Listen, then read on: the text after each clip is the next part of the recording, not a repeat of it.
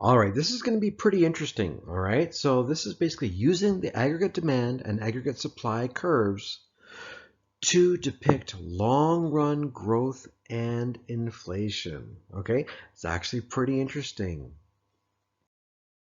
Okay, so anyway, so with the introduction of aggregate demand and long-run aggregate supply curves, now we're in a position to basically describe the economy's long-run trends. A lot of different things are coming together now, folks. All right, guys, let me draw a graph really quick here. Seems like I'm starting to get the hang of this. Anyways, so what do we see? We see an aggregate demand curve, and we see our long-run aggregate supply curve. And we see the intersection right here at point A. I'll call it point A. So at point A, that's where our aggregate demand curve and our long-run aggregate supply curve are meeting. So this means that our economy at this point is working at full employment. When I say full employment, by the way, I mean that, yes, our people, but also our machinery, our factories, our wholesalers, our shipping companies, they're all working at full capacity as well. Okay? So I mean there might be, just remember that, okay? Everybody, all the economy's resources are being employed in the production of goods and services in the economy. All right? So anyways, but let's say even though things are going pretty well, for some reason, there's an increase in the aggregate demand. Now, what would increase the aggregate demand, guys?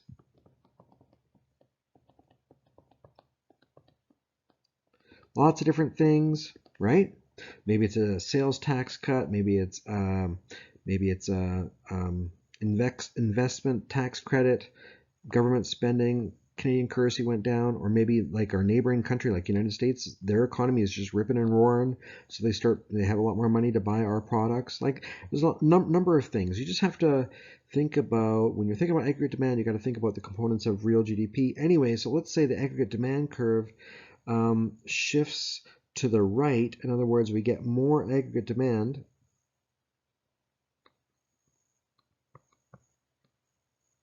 So that's a shift to the right. But the economy is already working at full employment, right? The economy is already working at full employment, but we get a tax cut. I guess we get a tax cut not really when it's a good idea, right? So typically a tax cut is a good idea when we're not working at full employment, because that gets us to full employment. But when we have a tax cut, when we're already working at full employment, what happens? Are we able to produce more goods and services? No. What ends up happening, of course, is that, and I'll just draw a little, is that, of course, you guys know where I'm going, our price level was here and it's going up. And this is and so all we get is more expensive products. In other words, the amount of products in the economy stays the same.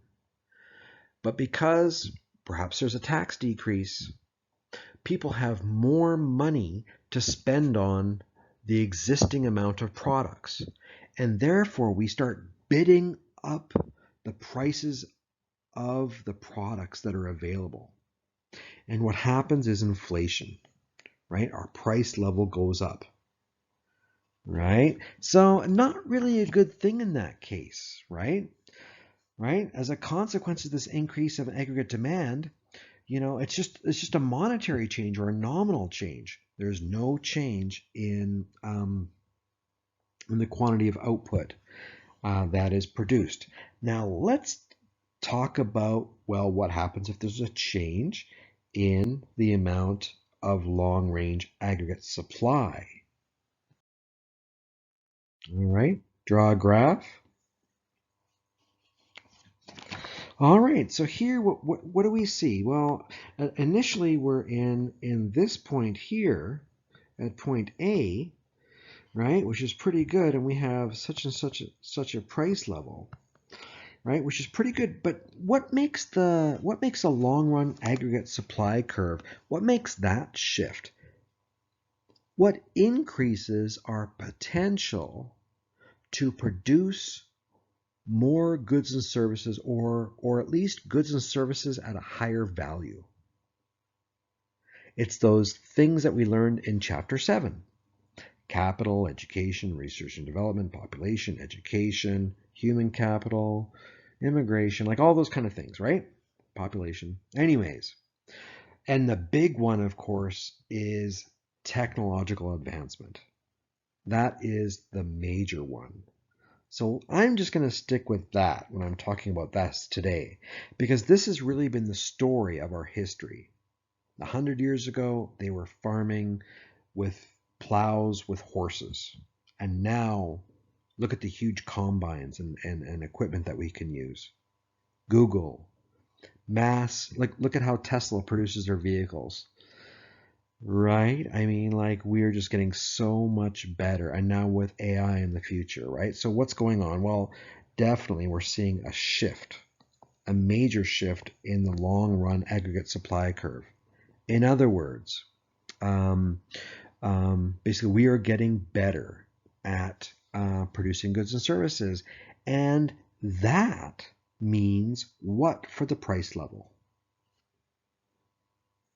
Well, we're going to be producing at B. So what we're going to see, because of this new ability to produce goods and services, we are going to see that we are going to have deflation.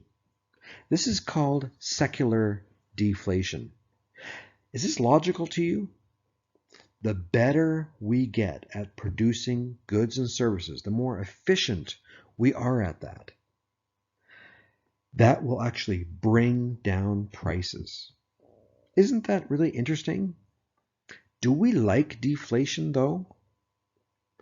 What could policymakers, what could the Bank of Canada do to avoid this deflation? You got it. They can increase the money supply.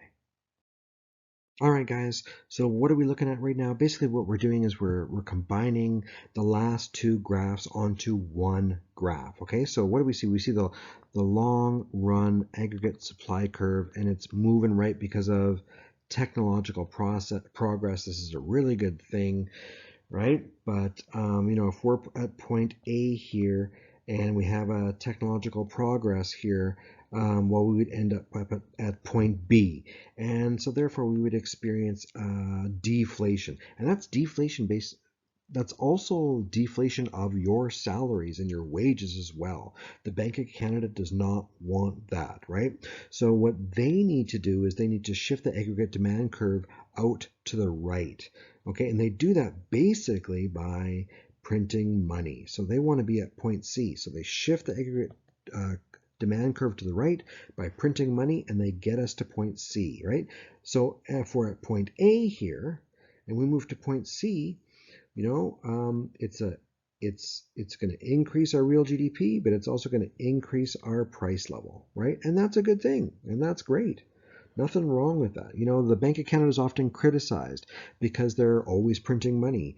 Yeah, well, they always have to be printing money. They have to be printing money in order to keep up with the rate of growth of output. Kind of interesting, isn't it? You can criticize the Bank of Canada for printing too much money, sure, but they always have to be printing some money, okay?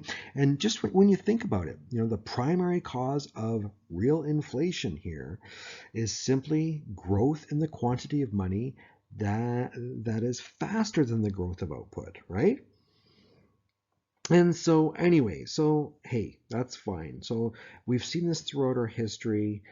We've just gotten better and better at producing things, and as a result, we've had to print more money to fend off that secular deflation. Anyway, so let's just read these really quick. 1, in the long run, technological progress shifts the long run aggregate supply curve. 2, and growth in the money supply shifts the aggregate demand curve. 3, leading to a growth of output. 4, and ongoing inflation. So we're always seeing real GDP get higher and higher and higher and higher, and at the same time we're seeing ongoing inflation, right? And it's because of those two factors, right? Factor number 1, technological progress. Factor number 2, Bank of Canada is printing money to keep up, right? So and to prevent deflation.